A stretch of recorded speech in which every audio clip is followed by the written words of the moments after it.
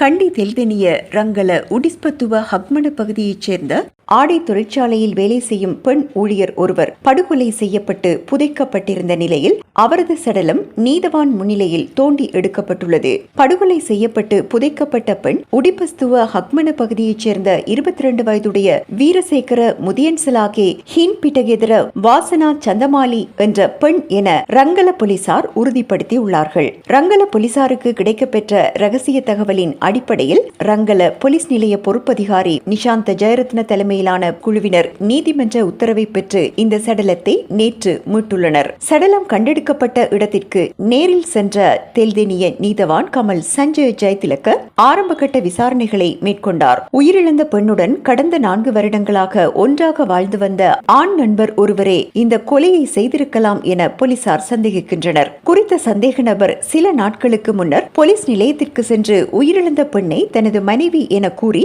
அவர் காணாமல் போயுள்ளார் என்றும் அவருக்கு வேறொரு ஆணுடன் தொடர்பு இருப்பதாகவும் முறைப்பாடு செய்ததாக தெரிவிக்கப்பட்டது. முறைப்பாட்டை அடுத்து போலீசார் விசாரணைகளை மேற்கொண்ட போது குறித்த சந்தேக நபர் திடீரென தலைமறைவாகியுள்ளார். இதனால் சந்தேகமடைந்த போலீசார் அவரது தாயாரை விசாரித்த போது சந்தேக நபர் தனது மனைவியை பிரிந்து இந்த பெண்ணுடன் வாழ்ந்து வந்த விவரம் தெரிய வந்துள்ளது. தலைமறைவாகியுள்ள சந்தேக நபரை தேடி ரங்கல போலீசார் மேலதிக விசாரணைகளை முன்னெடுத்துள்ளனர். சடலம் தொடர்பான மேலதிக பிரேத பரிசோதனைகள் தெல்தெனிய வைத்தியசாலையின் சட்ட வைத்திய அதிகாரி உப்புலி பண்டார ஊடாக மேற்கொண்டு இதுகுறித்த விரிவான அறிக்கையை நீதிமன்றத்தில் சமர்ப்பிக்குமாறு ரங்கல போலீஸ் நிலைய பொறுப்பதிகாரிக்கு நீதவான் உத்தரவிட்டுள்ளார்.